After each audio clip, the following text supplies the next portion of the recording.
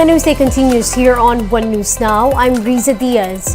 4 people are missing following a maritime incident off Tubataha, Palawan. The Coast Guard said it received a report as planned to 3. 2 members of the Sierra Leone flagged MV Hong Hai 189 are still missing. In other news, the first batch of Filipino evacuees from embattled Sudan have arrived in Manila. The 17 Filipino evacuees were welcomed by Foreign Affairs Secretary Enrique Manalo and other government officials. Of the number, 8 flew from Athens in Greece, while 9 others from Saudi Arabia. Manalo assures the public that the government is working round the clock to assist Filipinos who have left Sudan. For its part, the Social Welfare Department interviewed the first batch of repatriated Filipinos upon arrival and provided them with psychosocial intervention. The agency said it will continue to monitor their situation for any other appropriate assistance. Meanwhile, the Migrant Workers Department said over 300 more Pinoy evacuees will arrive in the Philippines soon. DMW Secretary Toots Ople said they are assisting Filipinos in Egypt who want to be repatriated. Ople added that the DFA is currently processing the required clearances and exit visas for their immediate departure.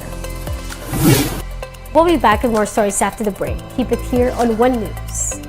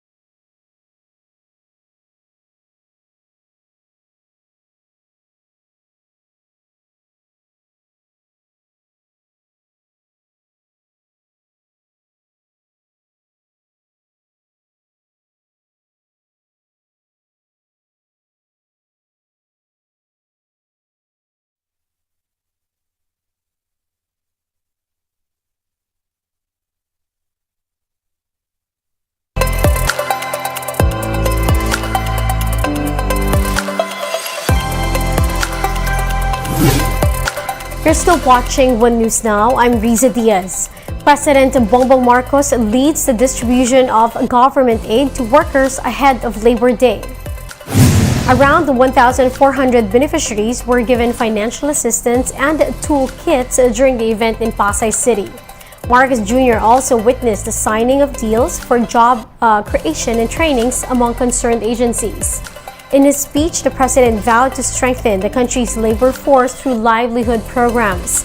He also announced ongoing job fairs with over 82,000 vacancies from more than 900 participating employers. Ingat at unti-unti nating binubuksan at pinapasigla ang ating ekonomiya upang magbalikan at dumami ang mga negosyo at mga namumuhunan. Iisa lang naman ang ating hangarin. Ito ay ang magkaroon ng isang mas magandang buhay, mas matatag na kinabukasan para sa ating lahat.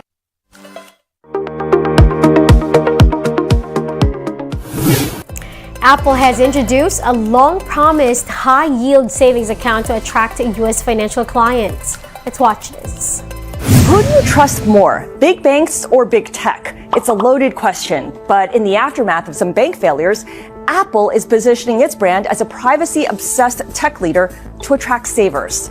The iPhone maker is now offering a high-yield savings account in the U.S. Its Apple Card users will earn a 4.15% annual yield, which it claims is more than 10 times the national average. Now, let's be clear. Apple is not a bank, and it's not holding your cash in Cupertino. Instead, the money will be held in Salt Lake City by Goldman Sachs. The FDIC will insure the cash up to its $250,000 limit. To be eligible for an account, you'll need an Apple device, which reinforces Apple's goal, tying people more closely to their iDevices, locking them into the Apple ecosystem, and giving them a reason to upgrade their phones regularly. Sure, Apple collects transaction fees off of Apple Pay, as well as its newly launched Buy Now, Pay Later service, but the fees are a fraction of what the iPhone brings in. For Apple, these services are more profitable than device sales, and revenue from services helps smooth out its earnings in between iPhone upgrade cycles. Just as importantly, the more Apple services you add to your iPhone, the more complicated it becomes to switch to an Android in a few years' time. Financial experts warn there are downsides to turning your iPhone into a bank. All your personal and financial data is tied up in one device that could be stolen or lost. Your Apple ID could be hacked. And because you need an Apple Card, the credit card it already offers with Goldman, to access the new savings account, you may be tempted to use the card more as a result. Ultimately, Apple is counting on its clout to help it win depositors from traditional financial firms, betting that you'd rather sign up for a new savings account with a brand that already holds your photos, passwords, and data in the palm of your hand.